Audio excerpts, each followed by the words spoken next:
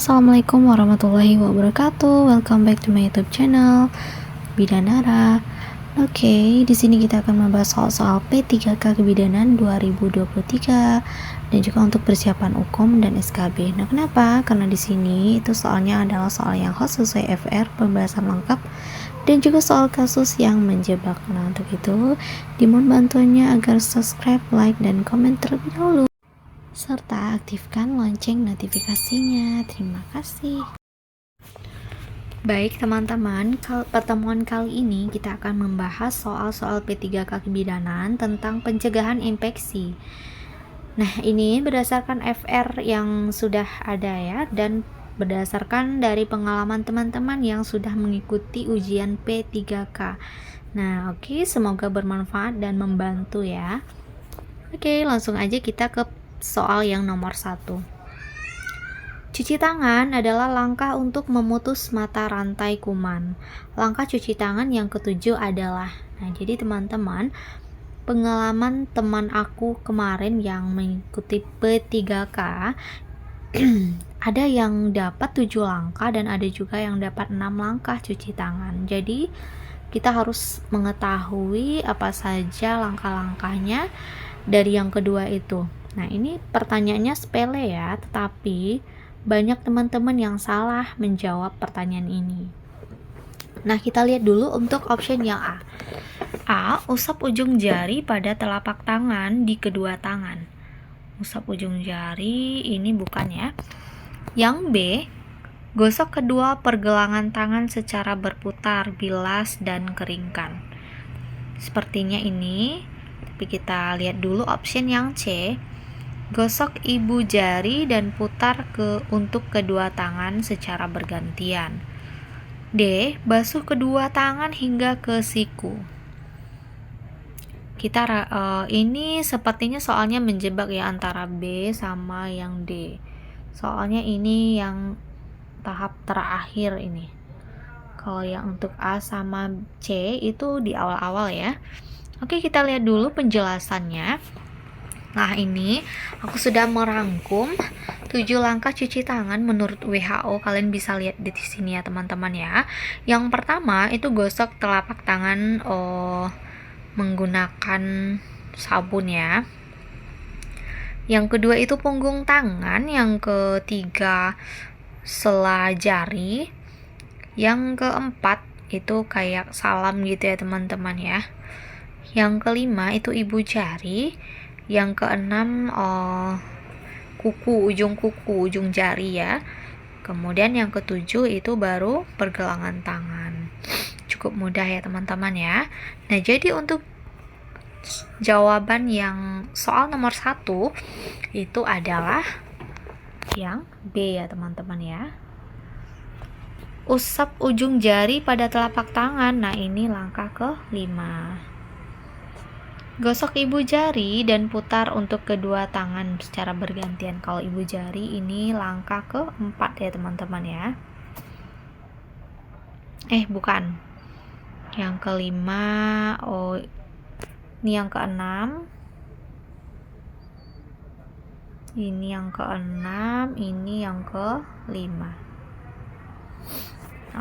Cara mudahnya gini ya teman-teman ya. Yang pertama itu telapak, kedua punggung, ketiga sela, keempat salam, kelima ibu, keenam ujung kuku, angka 6 tuh anggap aja kayak kuku kita, ketujuh itu pergelangan gitu. Nah, sebelumnya teman-teman ini 6 langkah cuci tangan ya. 6 langkah cuci tangan, yaitu yang pertama gosok telapak tangan pakai sabun, yang kedua punggung sama ya, yang ketiga itu sela jari juga sama, yang keempat itu membentuk seperti salam, yang kelima ibu jari, yang keenam ujung kuku sampai ke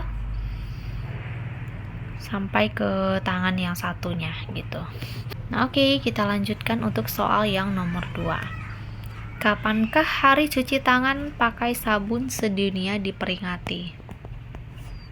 Jadi teman-teman, kita harus mengetahui hari-hari penting dalam kesehatan ya. Nah, ini kita lihat dulu option yang A itu 15 Oktober. Apakah ini hari cuci tangan, teman-teman? Yang B itu 7 April, yang C 10 Oktober, yang D 28 November. Oke, untuk jawaban yang soal nomor 2 ini itu jawabannya A ya, 15 Oktober. Kita lihat dulu.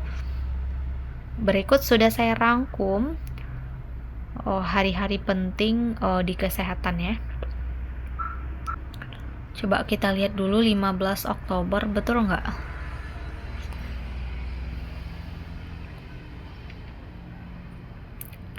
Nah, ini betul ya teman-teman ya. Hari cuci tangan sedunia itu 15 Oktober. Nah, ini bisa kalian screenshot ya. Hari penting dalam kesehatan. Ini sampai ke 46 ya. Nah, ini diambil dari sumbernya Kalender Pusat Promosi Kesehatan Kementerian Kesehatan RI tahun 2011, teman-teman. Nah, oke, kita lanjutkan untuk soal yang nomor 3. Tujuan dilakukan langkah cuci tangan menggunakan sabun adalah, jadi apa tujuannya untuk cuci tangan menggunakan sabun ini? Yang A, untuk membersihkan kotoran di tangan, udah pasti ya teman-teman ya. Yang B, untuk melindungi diri dari kuman. Nah, yang C, mematikan kuman di tangan guna memutus rantainya. Yang D, mematikan virus hepatitis B. Nggak bisa ya teman-teman ya, yang D ini bukan. Untuk membersihkan kotoran di tangan ya bisa jadi, tapi tujuan yang tepatnya itu adalah yang C ya, mematikan kuman di tangan guna memutus rantainya gitu. Oke, next soal nomor 4. Proses pembersihan suatu benda atau zat untuk menghilangkan zat pencemar.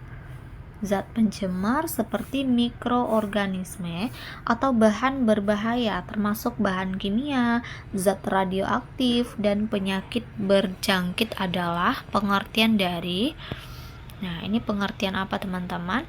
A, DTT, disinfektan tingkat tinggi, B, asepsis, C, dekontaminasi, D, sterilisasi.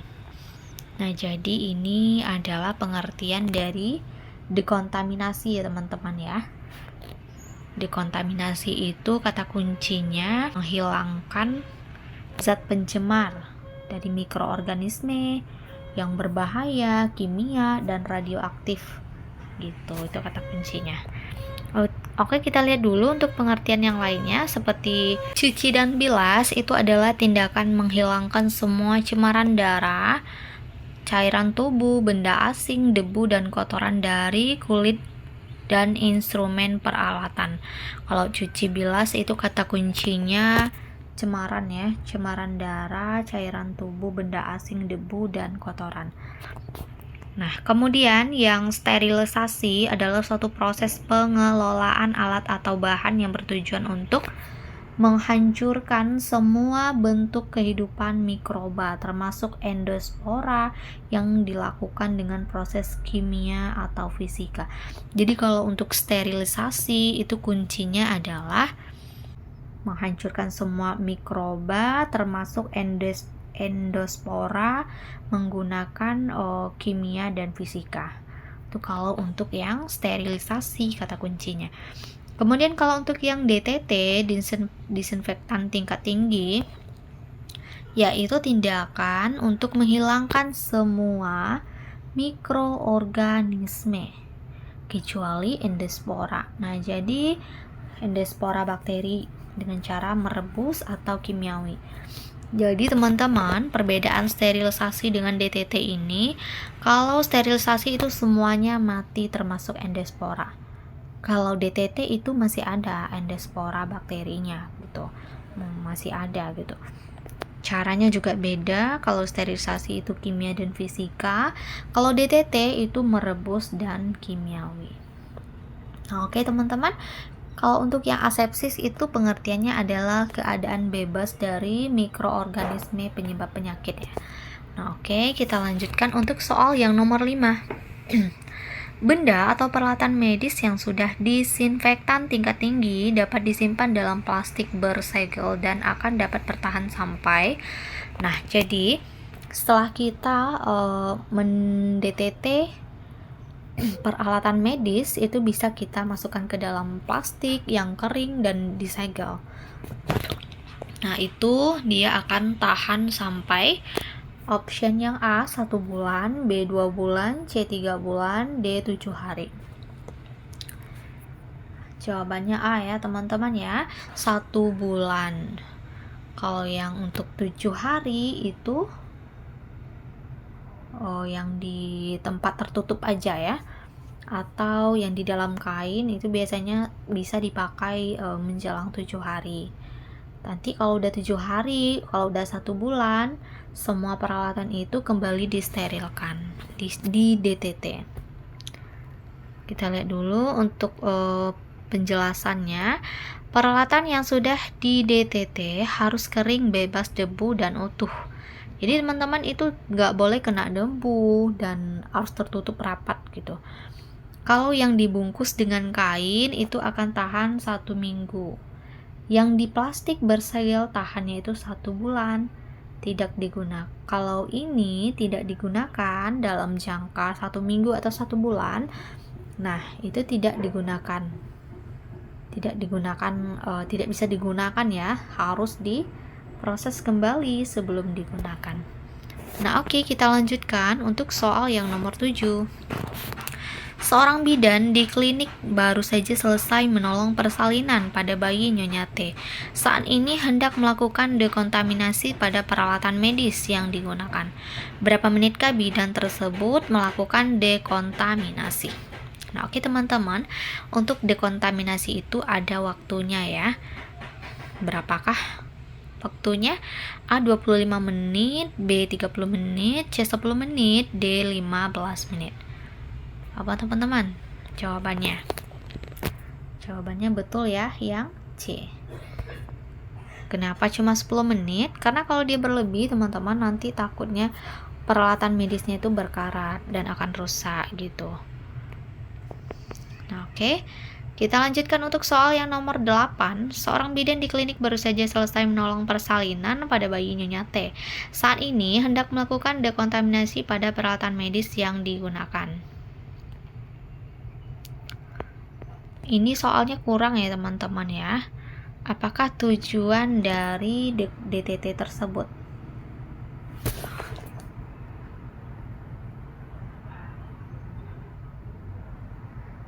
Tujuan DTT. Ini tujuannya buat apa teman-teman? A. Bersih dari darah dan kotoran. Sorry teman-teman, nih soalnya salah.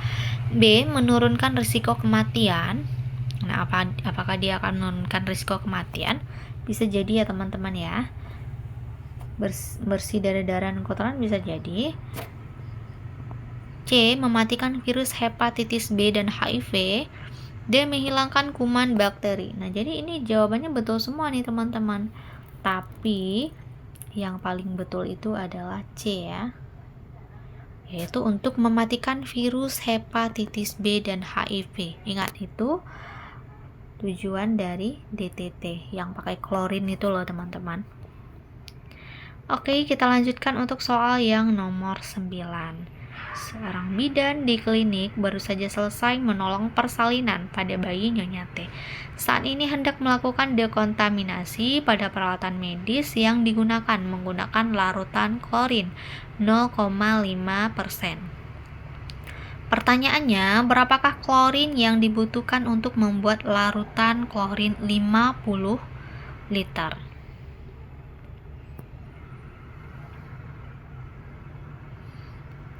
Nah, jadi pertanyaannya ini dia memakai klorin 0,5%, larutan klorin yang dibutuhkan itu 50 mili ya. Jadi klorinnya itu berapa yang digunakan gitu. Kita ingat kalau menggunakan klorin itu perbandingan 1 banding 9 ya. 1:9. Nah, option yang A itu 6 liter, B 2,5 liter, C 10 liter, D 5 liter. Oke, kita lihat dulu pembahasannya seperti ini ya teman-teman ya. Perbandingan air klorin itu 1:9. Klorinnya 1, airnya itu 9 liter. Jadi kalau yang tadi itu kita butuh 50 liter ya. 50 liter. 1:10. 1:9 ya. Caranya itu 1/10 dikali 50 liter.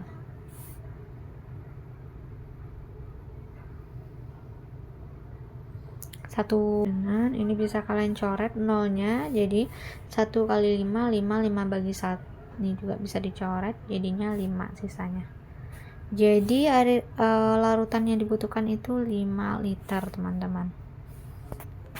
5 liter ya. 5 liter klorin. Jadi jawabannya itu D. Oke, next soal nomor 10. Dalam dekontaminasi, karena keterbatasan alat bisa dilakukan dengan teknik perebusan. Berapakah waktu yang diperlukan untuk melakukan DTT alat menggunakan metode perebusan ini? A 30 menit, B 25 menit, C 30 menit, D 45 menit. Berapa ini teman-teman? Ya, betul jawabannya. Ini yang A optionnya 30 menit, B 25 menit, C 30 menit, D 45 menit. Jawabannya nggak ada ya teman-teman ya. Jawabannya itu 20 menit. Sorry teman-teman, ini kita anggap aja 20 ya. Jadi jawabannya itu yang A. Penjelasannya seperti ini. Kalau untuk sterilisasi itu ada 2, menggunakan autoclave dan panas kering. Kalau dengan autoclave itu dia otomatis ya. Yang terbungkus suhunya 30 derajat. Kalau yang enggak terbungkus itu 20 derajat. Nanti kumannya akan mati. Kalau panas kering itu 170 derajat Celcius selama 60 menit. Kalau DTT itu menggunakan rebus dan kimiawi. Kalau direbus atau dikukus itu selama 20 menit, waktunya kimiawi 20 menit. Nah, 20 menit ini teman-teman dihitung dari setelah air mendidih.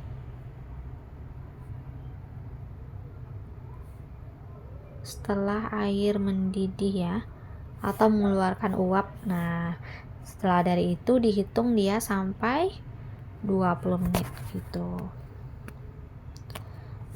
Nah, jadi teman-teman, itulah beberapa contoh soal-soal tentang pencegahan infeksi,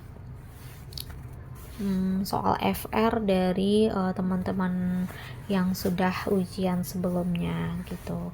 Oke teman-teman, sekian dulu untuk video kali ini. Terima kasih untuk kalian yang selalu mendukung YouTube channel ini. Jangan lupa like, comment, dan subscribe-nya agar aku makin semangat untuk membuat video-video yang lainnya. Terima kasih. Wassalamualaikum warahmatullahi wabarakatuh.